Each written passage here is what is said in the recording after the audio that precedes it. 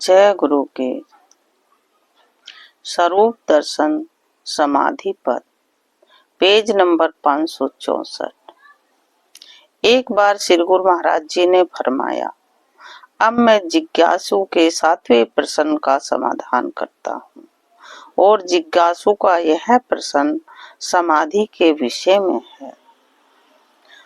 उनके मन में यही संकल्प है कि विचार समाधि और संकल्प समाधि और निर्विकल्प समाधि क्या है।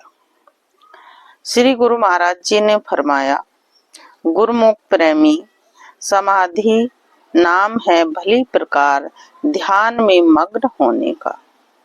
जब कोई भी जिज्ञासु अपनी चित्तवृत्तियों को चारों ओर से समेटकर एक ही ध्यान विशेष में लीन हो जाता है और उसे अपने ध्येय के सिवाय कोई ध्यान नहीं रहता, तो अपने ध्यान में मग्न हो जाने पर उसे बाहर का कोई शब्द तक सुनाई नहीं देता। न वह यह देख पाता है कि मेरे चारों तरफ क्या हो रहा है।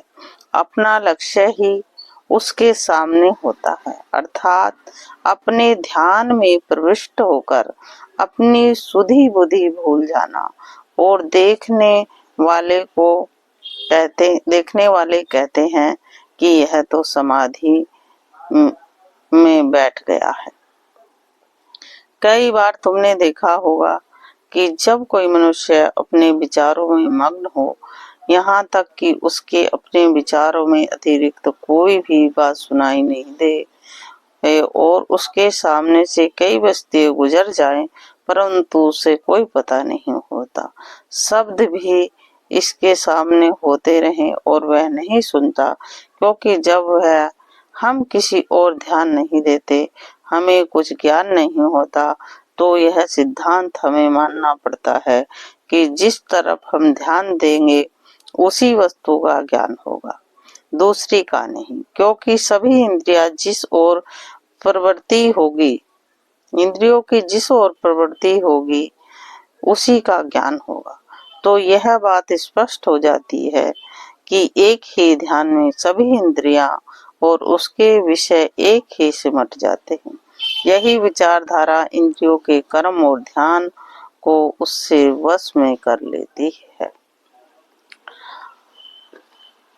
अब जब हम अपने विचारों को अपने इष्ट देव के ध्यान और स्तुति में मगन कर लेते हैं, तो उस ध्यान परम वैराग और प्रेमा भक्ति का पैदा हो जाना स्वाभाविक है।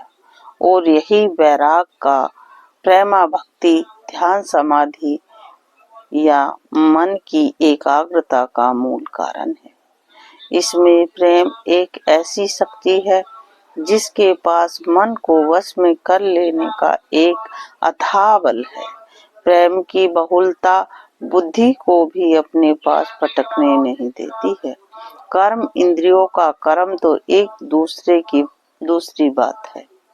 प्रेम की भावनाओं से अपने विचारों को स्थिर कर लेने का नाम विचार समाधि है। इसी संकल्प समाधि का संप्रज्ञता समाधि कहते हैं। यही संप्रज्ञता समाधि असंप्रज्ञात समाधि की सीढ़ी अथवा आधारशिला है। मन की इस अवस्था को विचार ज्ञान कहते हैं।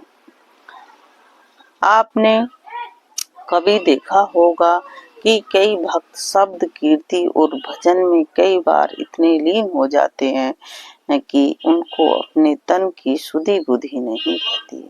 उनकी आंखों से आंसुओं की धारा बहने लगती है। प्रेम का अथाह सागर उनके हृदय से ठाड़ मारने लगता है। वे प्रेम सागर में डूब जाते हैं।